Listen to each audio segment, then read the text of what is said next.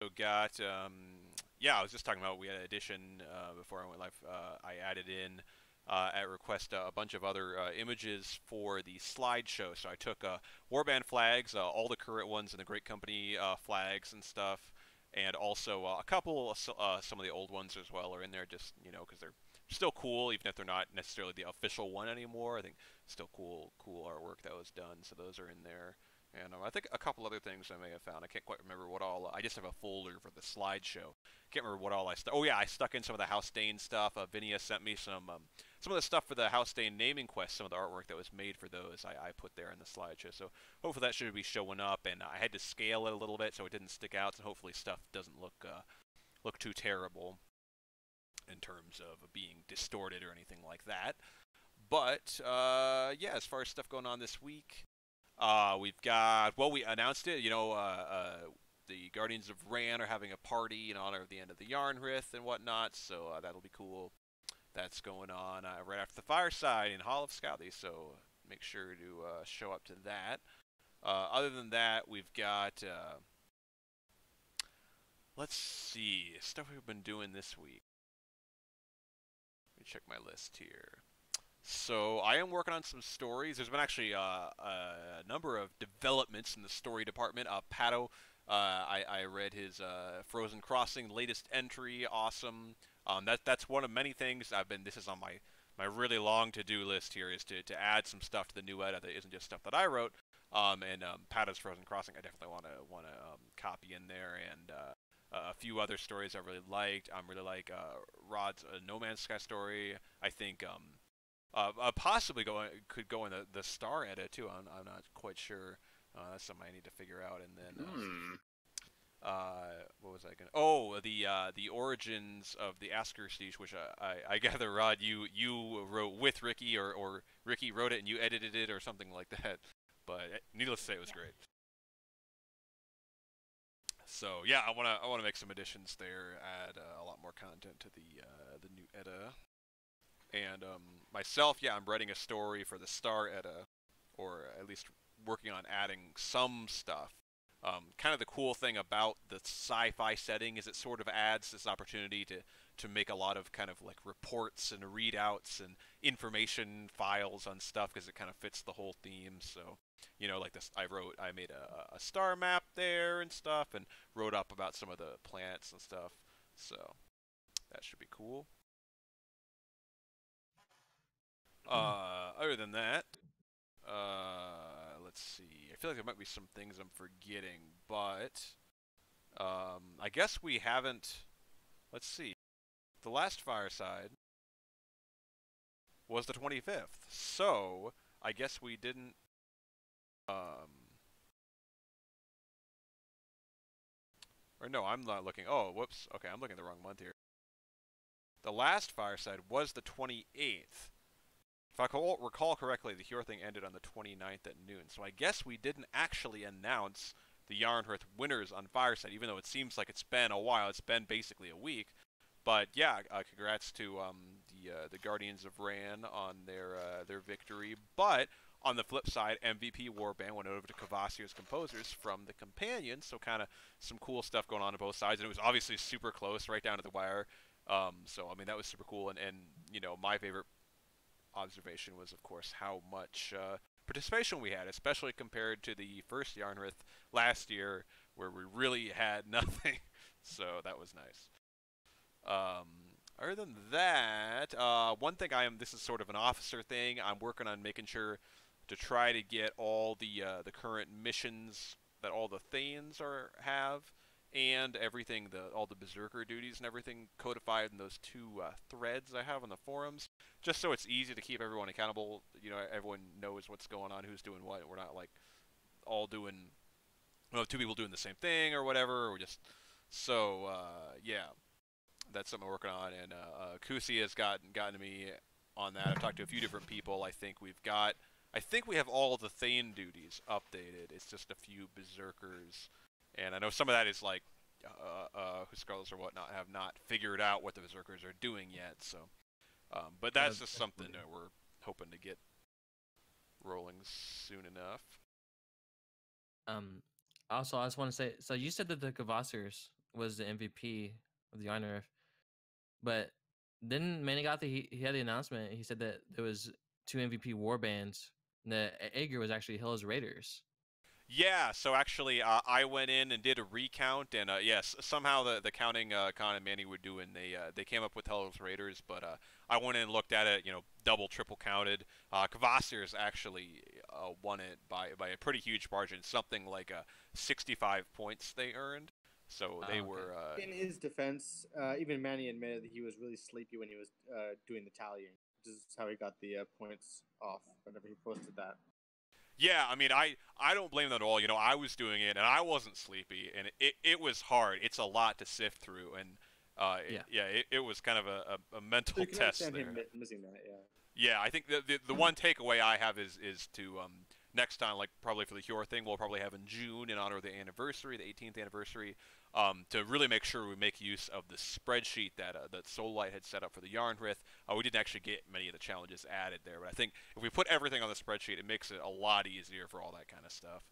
It's really easy to see which challenges haven't been completed. You can put all the information there, so you can just filter it. Okay, let's look at all the companions ones added up. Makes it really easy. So I think if we do that, it'll make everything much easier. But yeah, we did wind up figuring out that it was Kvasir's in the end. So yeah, got that figured out. I will be working on some marks for those as well. At the very least, there will be a mark for being in the Guardians, participating in the Yarnrith as a member of the Guardians of Ran who won, and a mark for just participation in general, which would be for the companions. And then finally, I believe there will probably be a third mark for MVP Warband. I'm not 100% certain on that because it isn't something we did with the last Yarnrith, but I don't really see a reason why not. I mean, I don't think it's too much, too overkill to do. So. I'm pretty sure you can just make the same mark, just with a bit of a, slight difference. Yeah, well, not even trim. Yeah, gold trim, something like a slightly added thing. Oh, you're saying that actually to modify the Yarnrith mark, like for example, add a border to the Yarnrith Victor mark if they're in the MVP Warband? Something like that, yeah. That I really like. Yeah, that was because my one concern was just that it might be like too many marks for one event. Like if somebody has 2 marks for one event, might be a little weird. How about this? Instead of like adding marks for MVP statuses like this, why don't we just add like well, he said the golden trim, but instead of adding it to the mark, what if we add it to the person's like banner of which you put their marks on? So like at the bottom, you add like a leaf or something. Oh, like actually add it to the mark board? That could work. I mean, that would be a big thing. A gold leaf with like J2 or something. Or like modifying the mark board itself. The gold trim on the whole thing would kind of be weird for anything that may come after. Yeah, that's what I mean. Like add like a leaf or something. That could work, yeah. I mean, I'll at the very least I'll put together a few different drafts and see how stuff looks, and probably post it around, see how stuff turns out. But anyways, those are in the works. Anyways, I'll get those done as soon as possible. But I think that's about it in terms of updates for the week, at least that I can think of. Feel like there's maybe 1 or 2 things slipping my mind, but I guess I'll just throw it out in case anybody else remembers something I forgot, or just has anything they want to bring up, suggestions, questions, anything like that. My changes to my war and my events, I'd like to just address here real quick. Yeah. So Unsfavored is changing their focuses. We're sticking with Warframe, but we are changing our Monster Hunter focus to co-op in general. So, I mean, Monster Hunter is a co-op game, so we're incorporating that into it. But, I think co-op games a little more appealing to everybody. We created a new co-op tag. If anyone's interested, you can request one from an officer. With that change, I'm changing my Saturday events. Instead of Monster Hunter Night, we are now going to start doing co-op night. And I will be doing rotations instead of doing two events every Saturday, which was Monster Hunter and movie. From now on, it will be on a rotation. One week it will be co-op night. The next week it will be movie night. This week we are starting with co-op night. We are doing Borderlands 2 due to popular demand. And the week after that, it will be movie night. We will be watching the Hateful, and following that, another co-op night, and we'll figure out what to do from there. But yeah, those are my changes. If anyone's interested, co-op tag and movie buffs tag is the best way to get informed about what we're doing for the event. I think that's it for me. Actually, I'm not sure if I should be making this or Rad, but we now have a Destiny tag. Yes, that is very true. If you want a Destiny tag, let one of your officers. And if so many people have the Destiny tag and will use it, then I'll make you a change. Cool. Yeah, I saw that added. Just double checking. There's a satisfactory players tag added as well. I'm not sure who added that, but I went ahead and alphabetized that. I looked it up real quick what the game was. I haven't played it though. I don't know if anybody knows anything about that. I just saw that was added at some point. Someone If we get enough Destiny players, we could probably make a Destiny 2 clan, and because I know clans are cross-platform. Oh, I didn't like know that. within Really? there's clans within the game. I'm not familiar with the game, so I don't know. Yeah, like there a guild are clans within the thing? game that are cross-platform across like Blizz, PS4, and Xbox. And they all that's count in the pretty same clan, even if they can't play together. Well, that's awesome. Yeah, that's one thing I've heard some people talking about various games. So the cross-platform play isn't available, so it's nice to hear that these clans are cross-platform. Hey, Pato, I got a question for you for co-op night. Mm-hmm. Do you take requests to try new games or something? I mean, we haven't even done our first co-op night, but yes, I'm looking for requests. I know so far, Borderlands was a popular request. Left 4 Dead 2 has been a popular request. Also, Manny has requested Risk of Rain 2, which I've been enjoying with him very much, and a couple of other people in the clan. So you know, I've got a couple of ideas so far. Okay, Let's well, not forget Vermintide. Vermintide has Yeah. also been thrown out. That too. Can I throw out 7 Days to Die? It's a great zombie survival crafting game. So I know of it. I've okay, seen a lot of we can gameplay. talk, but just like that's a fun one that I know for sure I've played and I really enjoy. So I would just suggest it. The thing with this new, you know, co-op focus and tag is it covers so many games, and I think it's going to be a lot more popular with people just throughout the clan. You know, it's not very specific, and there's several games that you can get either for free or very cheap at this point. Might I suggest? You know, so many options. Hey, what? If we've got a co-op tag, we may also want a competitive tag for those that have games just for against other people, like say Overwatch or Apex. Well, typically for that we have like tags for those specific games. Yeah, we have specific game tags. Yeah, we there are also specific tags. have the Gladiators Guild, which covers PvP in general, I think. I think one of the big reasons we made the tag for Pato actually is because he's hosting the event, so that way it gives him a role. He can just ping everyone with that role, so all the people interested in the event. I guess if we had some kind of, you know, weekly competitive event or something like that, we could probably work up some kind of competitive tag or something like that. But yeah, at present, I mean, I feel like almost every competitive game we play, we probably already got a tag for it.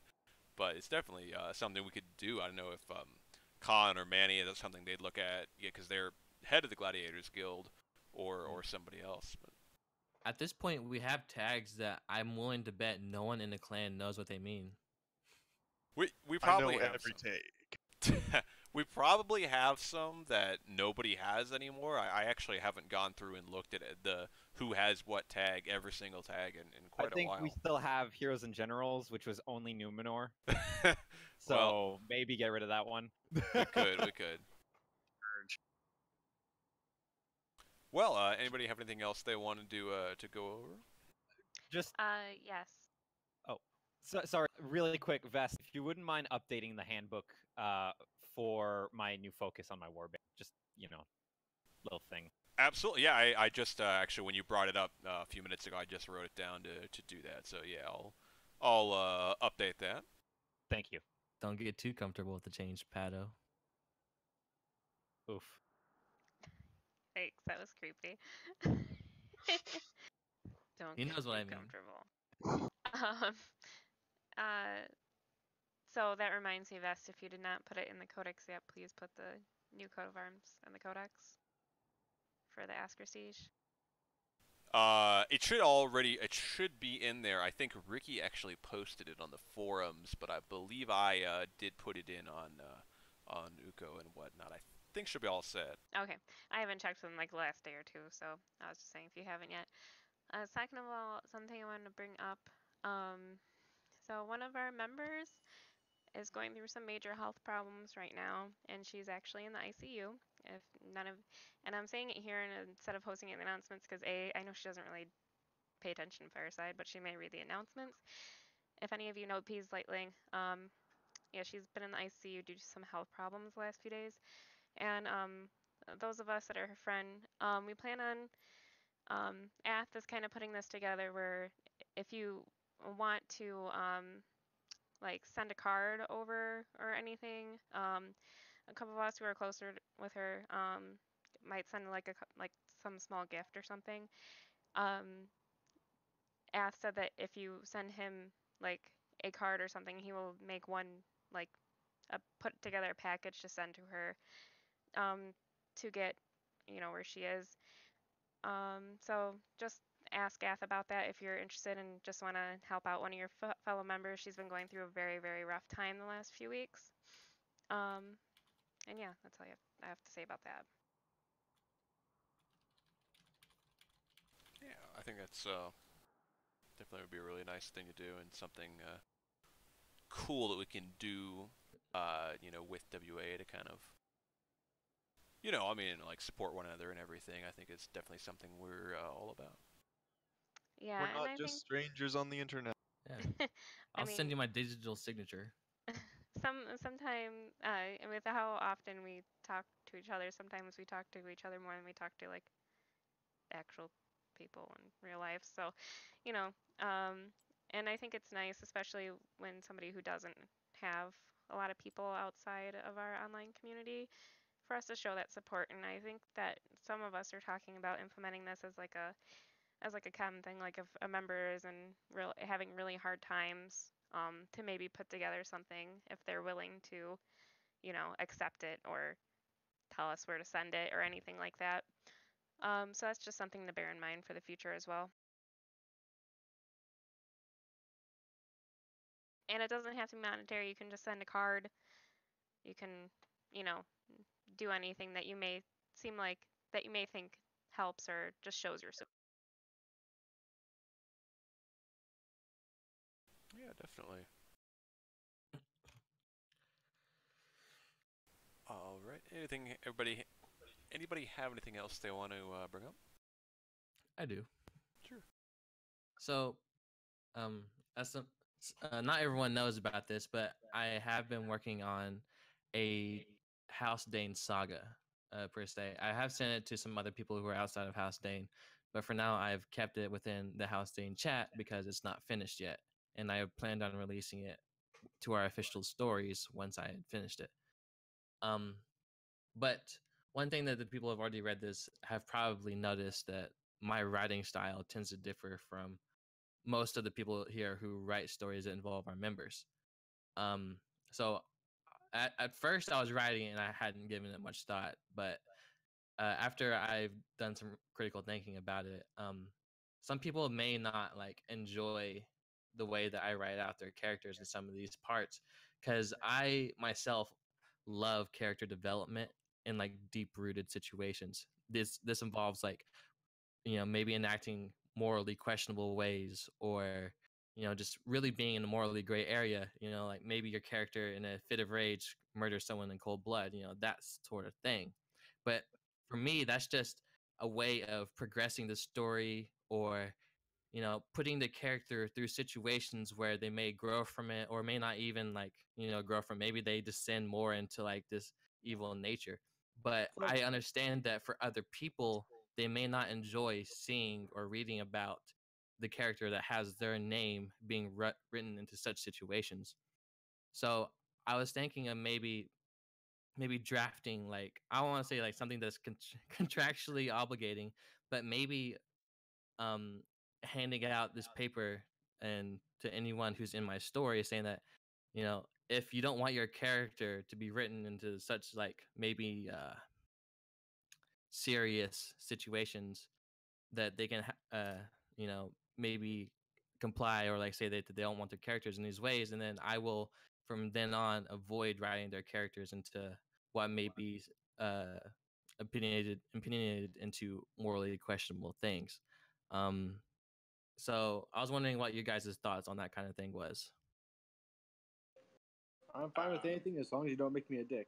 I mean, I'm fine with being, pedantic and inane about certain spelling or corrections, but I feel like if it's questionable, you should probably reach out to that individual, and maybe they can give some input.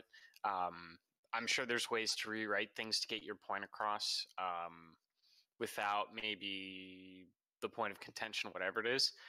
But I think people would appreciate input as well, because then they can kind of add to the authentic nature of what you're trying to convey, because it's coming from them, So I'm sure there's a way to work it out. I mean, I think just generally asking is good. If they're like, no, I'm good, thanks, then you can just, skip it or something. But Yeah, but that's why I said that it's not them in my stories, it's just their names. So that's why, like, I was going to draft this paper and say like, well, if you don't want yourself being placed in situations, then I'll just completely avoid it altogether. And you know and this kind of like, it changes a lot of things for me, because the way I had plans for the future was maybe certain characters like get like their own story, like. develop together, yeah. And that, and if Hmm. this person didn't want themselves in like situations that they may not like, then I would have to just not write the story at all. So that's why I'm thinking about doing this now and getting this out of the way now.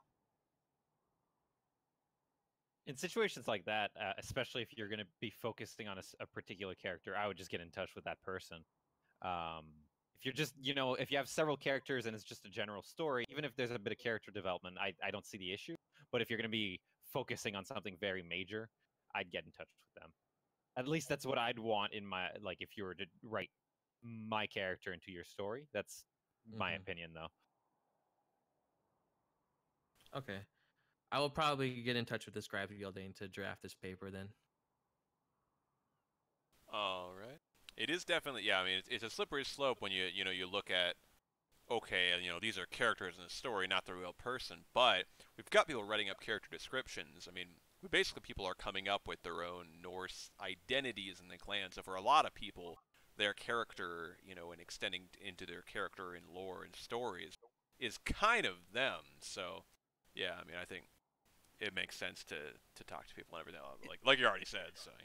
It's a major reason why I've been pushing character descriptions since of a long while back. I don't want to take liberties in creating a character within a story. So so far I've only ever written characters where I have a description for them already. Because then I don't take liberties. I write how they perceive their character within the story, and I go from there. And I enjoy it that way because you know I generally write from the perspective of my character, but then you've got these supporting characters, which are people within my war band that they created their own character, and that's why I keep pushing for those descriptions. And I also enjoy seeing what people imagine themselves as. Yeah, for sure. That's always. I mean, and that's something I don't know. I guess I could say I didn't have the luxury of it back when I wrote Saga of the Stone Stars, but it's something I wish I had, because I know there's a lot of instances where I was getting to a chapter and writing about somebody, and I was like, well, what would this person be like? And sometimes it's kind of hard to know especially if you don't know them that well. Like, oh, what kind of weapon would they use in a battle? I mean, who knows really? And I think the character descriptions are so nice to just be able to have to just know exactly how they would want to be portrayed, and then it's easy to draw from that. Well, cool. Anybody have anything else they want to bring up today?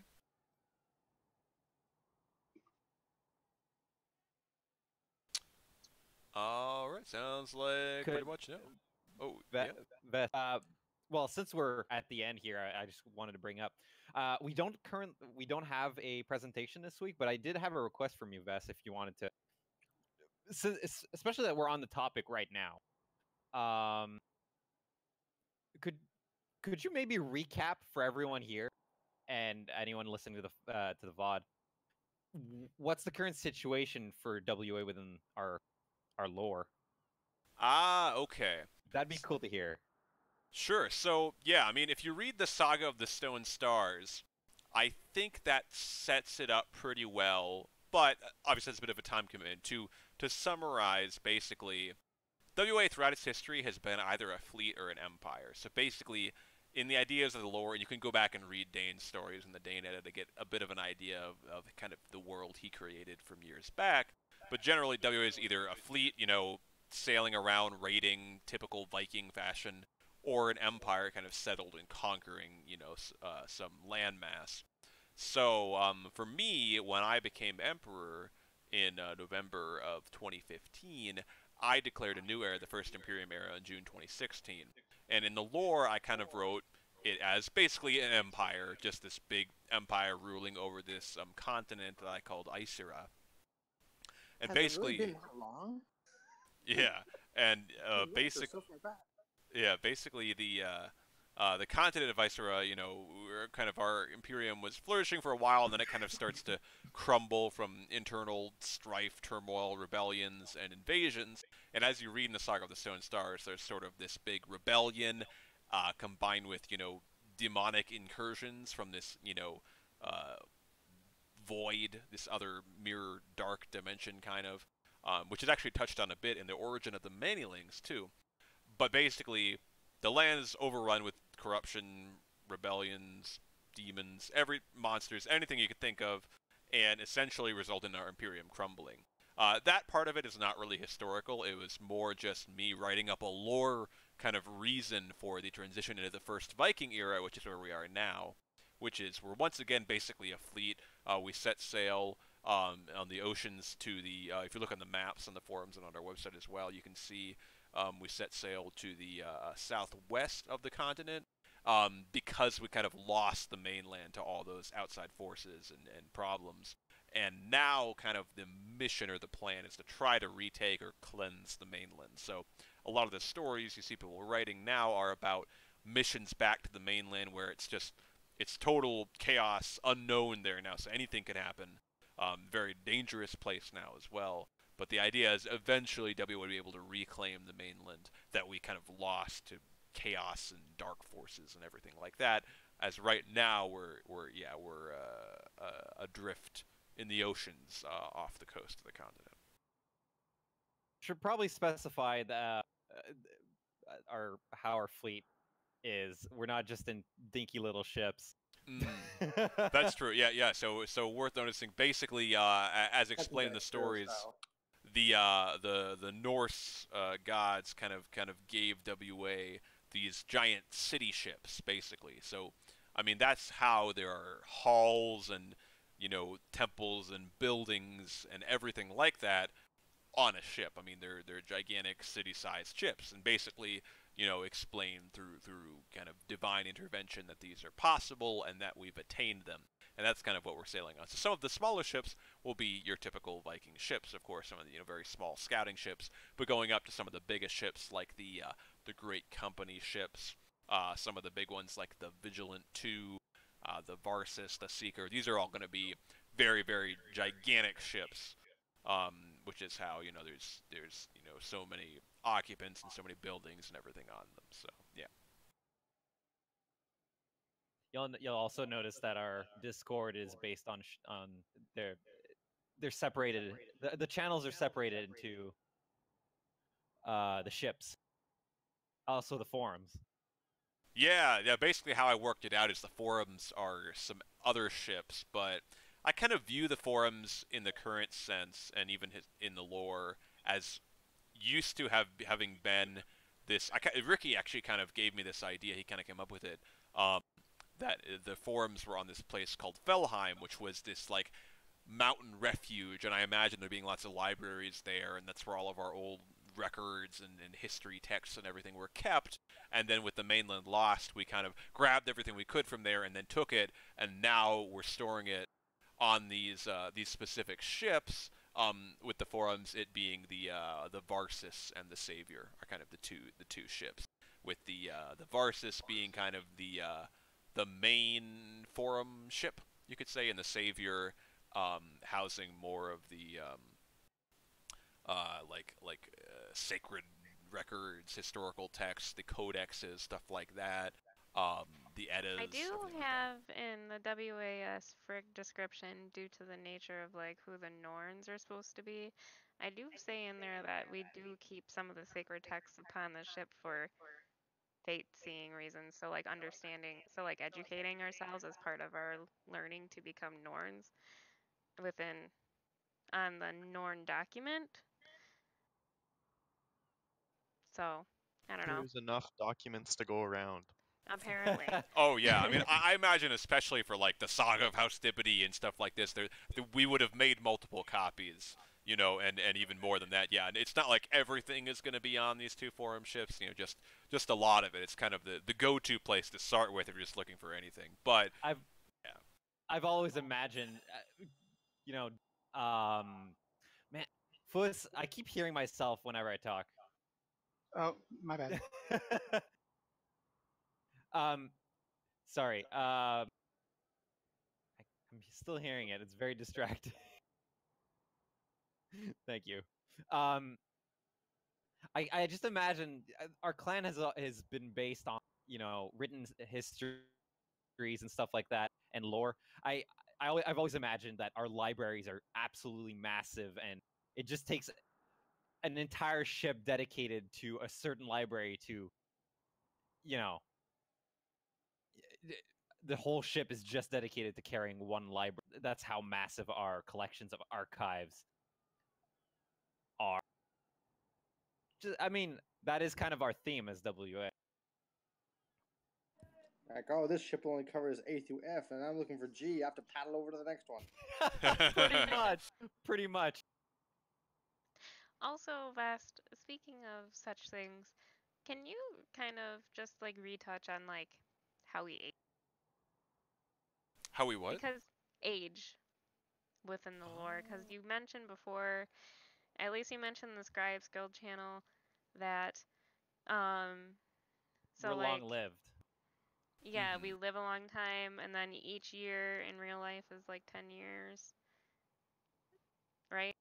Yeah. So I imagine it as, and so Solite kind of came up with this idea, which I've come to like more and more, and now I think makes way more sense than Dane kind of treated it as like if you recruit somebody, they're literally your child. But of course, that creates a lot of logistical problems in terms of like how did you have a child when you were 2? That is now your child is 1. It doesn't make a lot of I don't sense. like that idea for my own personal situation because I do not want to bring a whole new meaning to the term. Yeah. I can understand a lot of objections to it, but Soul came up with it where it's sort of basically to be recruited is like a WA member kind of passes on this gift that eventually started with like the Norse gods that was kind of given to Dane. You can actually read his story in the new edit that delves into that. But so my thinking is that along with that gift is some long life or even immortality. I guess I haven't completely settled on that. Like the Dunedain? Exactly, yeah. So my thinking on that is it will kind of have to at least be long life because if you look at, well, let's say Dane, I mean, in terms of WA years, Dane is 180 years old. I mean, even me and Kusiag are 110. So obviously, I think there has to be some long life. I hesitate to say immortality because I feel like that might be pushing, but I would say very long life at least. My intention was sort of like almost similar to how elves are immortal in Lord of the Rings, in that they can die to specific diseases or in battle, but as long as an elf has the will to live, essentially, they're not going to die of natural causes. But it is possible for elves to sort of lose that will to live, and then eventually they just fade away, and that kind of represents a WA member just leaving the clan, like over time, just becoming detached. But then at the same time, we don't. There's lots of people who left the clan that we don't actually know if, like within the lore, if they're dead or not. They could have just been lost to history, and then maybe they'll show up one day. They're on a journey. Yeah, Oh yeah, exactly. they're sailing into the west. So I'd say there's no known lifespan, but for all we know, there is one. But so far, we haven't encountered that yet. Yeah, I really like, kind of borrowing from the elves kind of thing Yeah. in that, yeah, you could lose the will to live, or you could die in battle or disease. So there's kind of that storytelling option, but you've also got the fact that if somebody sticks around for a long time, there's no known death of just aging or anything like that. So it kind of you have to kind of look at like things like Dane's stories, where, for example, Harborg is described as being very old and tired. I think you could explain that as kind of the losing the will to live thing. Yeah. In terms of, he kind of just wants to die. He's tired of the situation, and that kind of creates that sense of being old and tired and everything like that. So my intention for recruiting was basically, it is possible within the lore to have an actual child, and that would be your recruit. But more common would be a member of WA essentially finding some unrelated person that they take a liking to and literally recruiting them by passing on some of their power, which finds its origins through Dane and then eventually to the Icer gods. It's how I wrote my character. Fold Mhm. happened onto my character during the retreat from the mainland. That's how I wrote it, and I thought it goes well with the concept that you came up with. So I Yeah, definitely. Well, the time ran away a bit there. I think anytime you mention lore to me and ask me to talk about it, it's gonna start. I It's, just it's thought gonna it'd be take a a cool while. presentation to recap on what's our situation in the. Yeah, I hope it was informative. I love talking about that stuff. Yeah, the other day Ricky was talking about how there's no there's no way for someone to approach the lore and know what they can write and actually be consistent with what's canonical.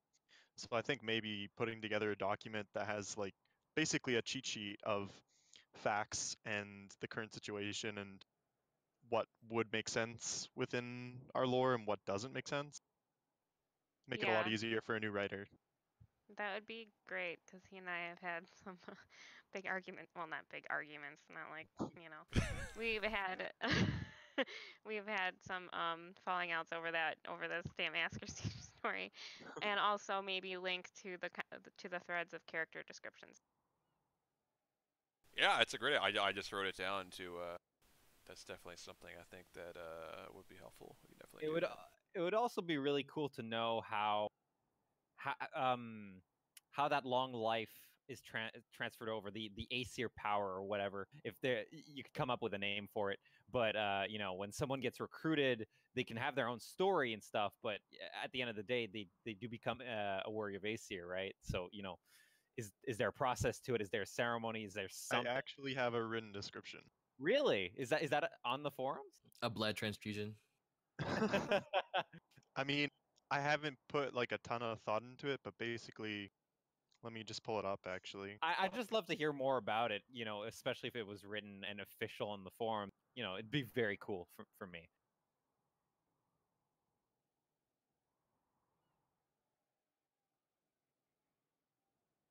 Okay, so basically so Dane at this point in my story has been granted this power, but he hasn't passed it on to Varsis yet. So basically Dane offers it to him and Varsis says, like, what do I need to do? And Dane says to him, take my hand and look into my eyes. The two clasped hands and met each other's eyes, the windows to the soul. A bright light appeared over their hands, and soon it moved up to Veterus's face and passed into his eyes. And that's basically my written description of what occurs. That sounds pretty cool, actually. Yeah, pretty something. So basically, like, the power is represented by They light, they essentially. they end the because- ceremony by saying no homo. Probably, but that wasn't recorded. So within my lore, basically, the power itself is the essence of a star that was basically the Aesir took a star and condensed it into this power and gave it to Dane, and whenever he passes it on to someone, basically a sliver of his power goes on to that member, and then they can build their power themselves, and then basically they continually pass it on to each recruit, and then the power builds within them. So it starts out as like a spark of light that came from a star. A sliver of infinity. So it's Yeah. like All Might. I mean, in a way, but I mean, nice. it's not the same though, because All Might has the power of 8 different people condensed into one person, but new recruits just have a sliver of All someone's right, just power. be honest. What came first, your description or the first season of My Hero Academia? Actually, I think it was mine. Maybe. Okay, I don't alright, remember we're in when the clear. Hiraka came out. We're in the clear then. No, I won't. It's a good representation of our recruitment process and the whole. I mean, it's not set in stone. Like, it's something that can be changed. Yeah, but still, it'd be cool to have an official thing. But that's a really good starting point, I'd say. Yeah, I think that's really good.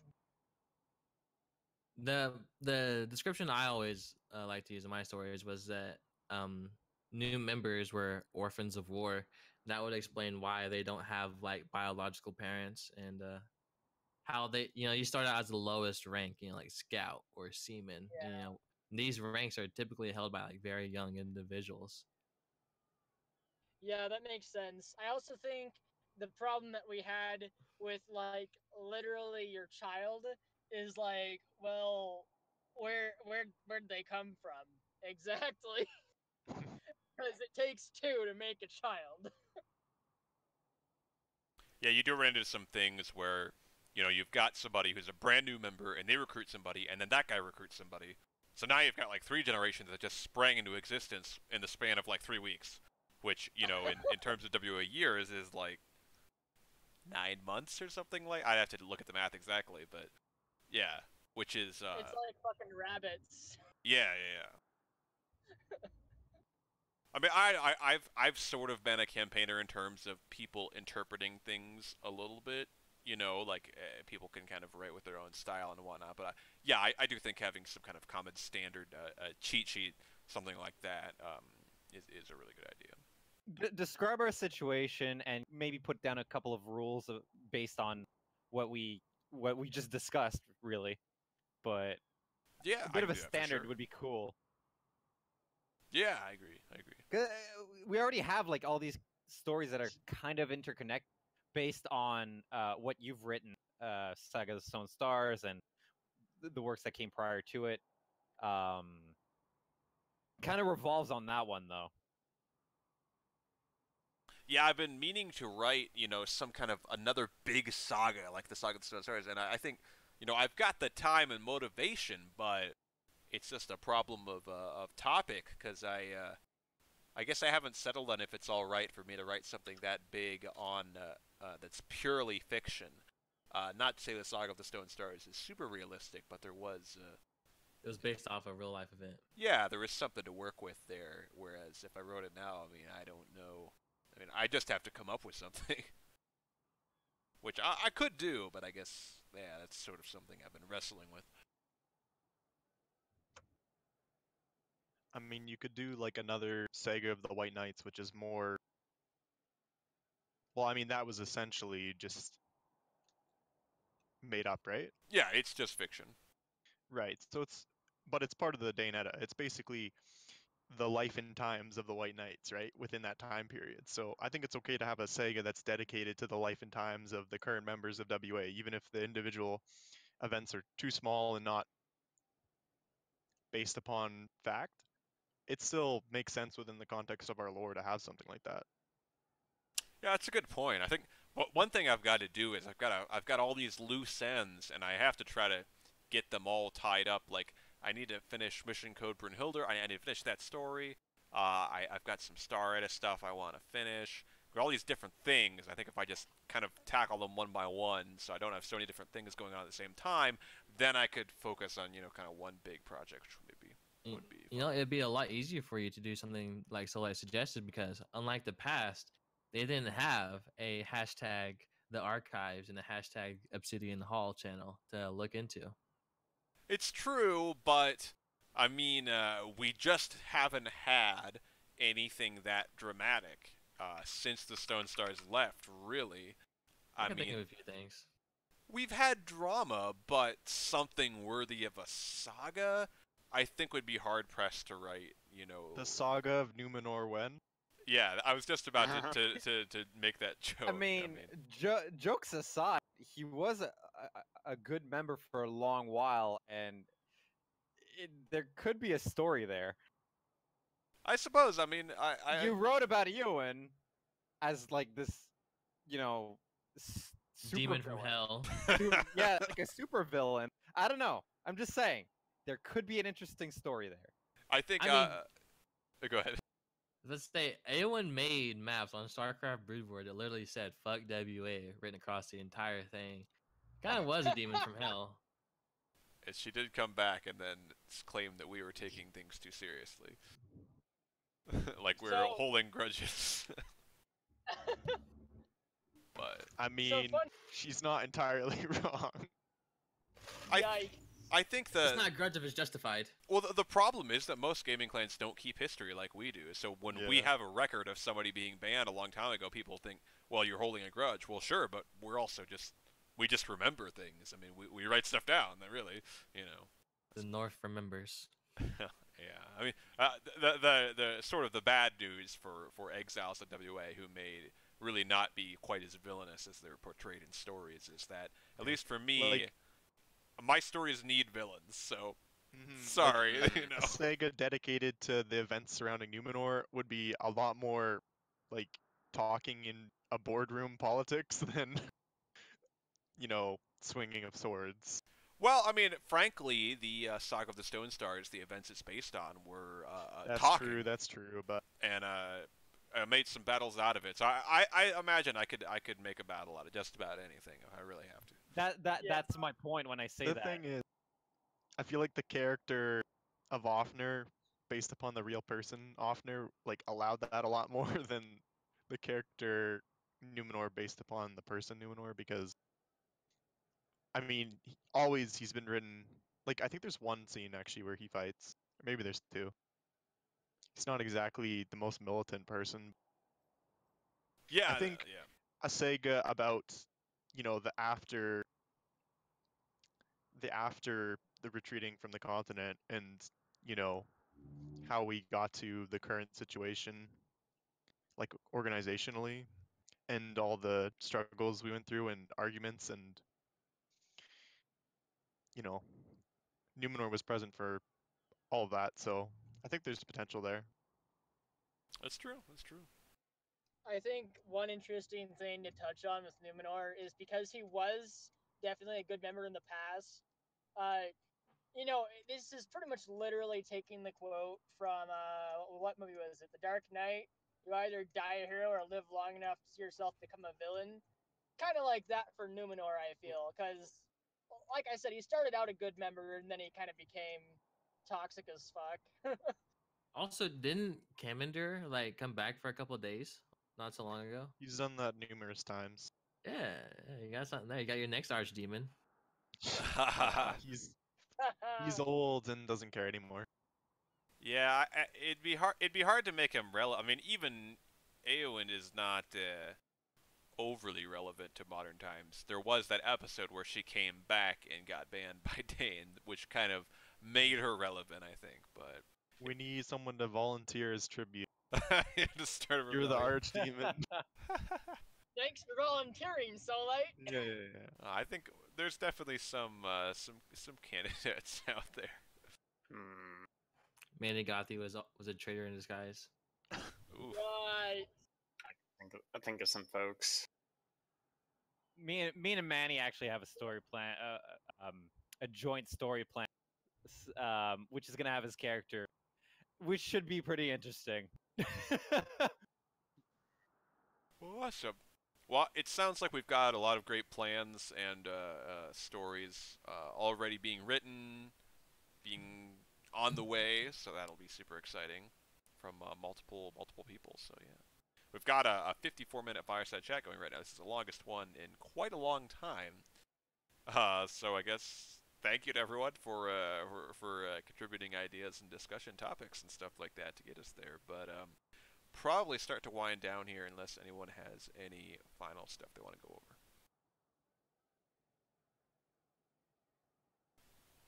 over. Okay, cool. Well, yeah, again, thank you everyone for attending. Anyone watching live or watching the VODs, I will get this uploaded to YouTube, and we will be back next week, next Thursday, same time, 5 p.m. Pacific. So see everybody then.